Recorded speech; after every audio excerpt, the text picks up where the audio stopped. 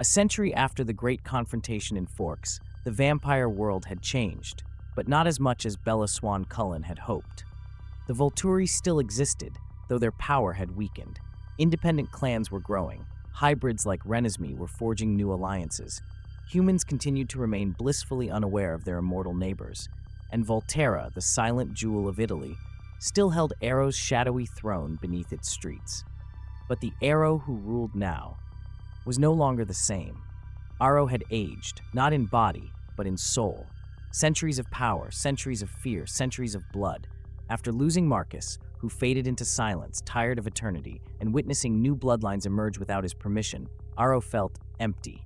He had no heirs, no true allies, only the weight of a history written in guilt. One night, in the stone corridors of his fortress, Aro summoned his human assistant, Gianna Sicco, and dictated a letter.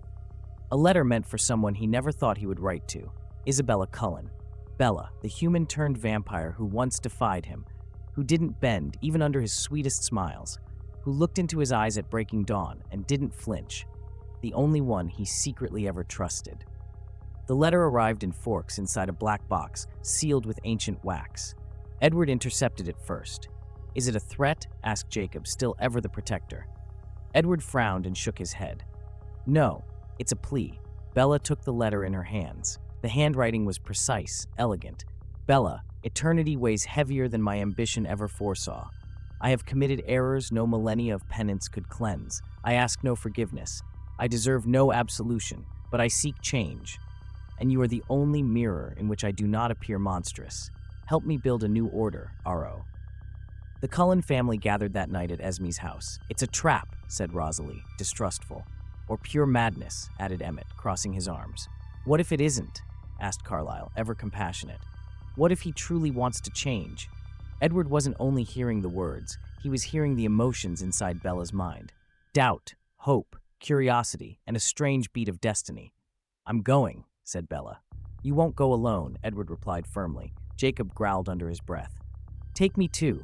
I don't trust that old man one bit." Alice smiled sadly. "You know, I never saw this decision coming. Maybe because it depends on something even I can't foresee. Repentance." Thus, on a dark night, Edward and Jacob traveled to Voltera. Not as prisoners, not as supplicants, as something new, as potential architects of an impossible change.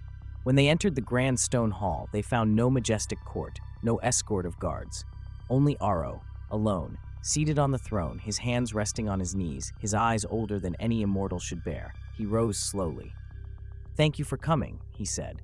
"No grandeur, no theatrics, only sincerity." Bella stepped forward.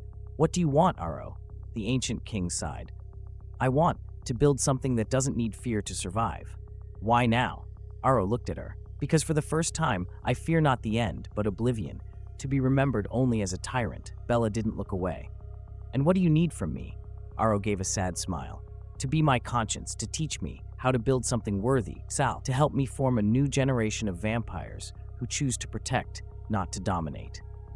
Edward tensed. Jacob growled, wary. But Bella raised a hand to stop them.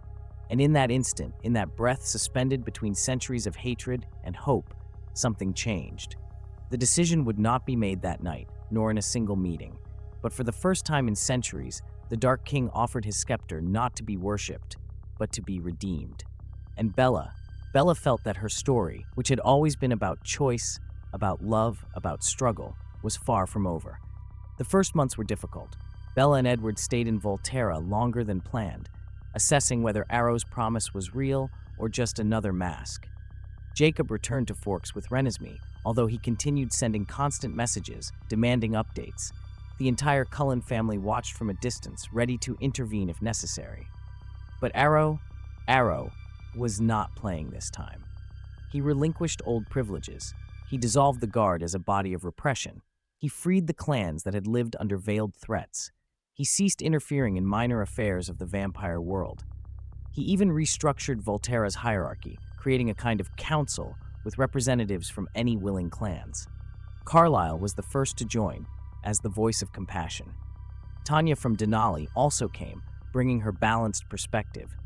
Even Amun, from Egypt, sent a letter of support. A ruler who does not fear sharing his power is one who deserves to be heard.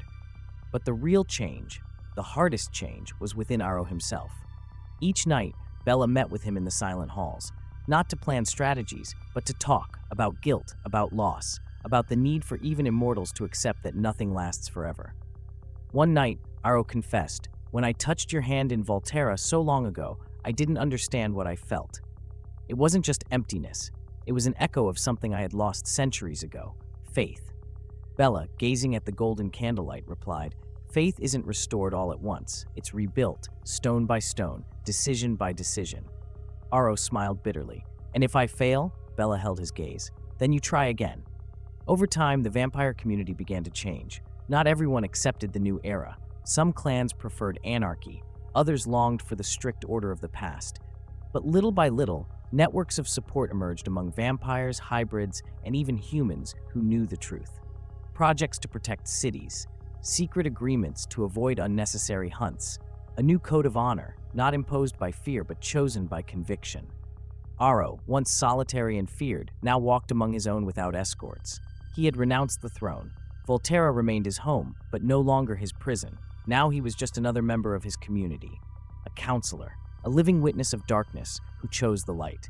The day Bella decided to return to Forks, Aro accompanied her to the stone portal. "I cannot thank you enough," Bella smiled. "It wasn't for you, Aro." He raised an eyebrow, amused. "Then for what?"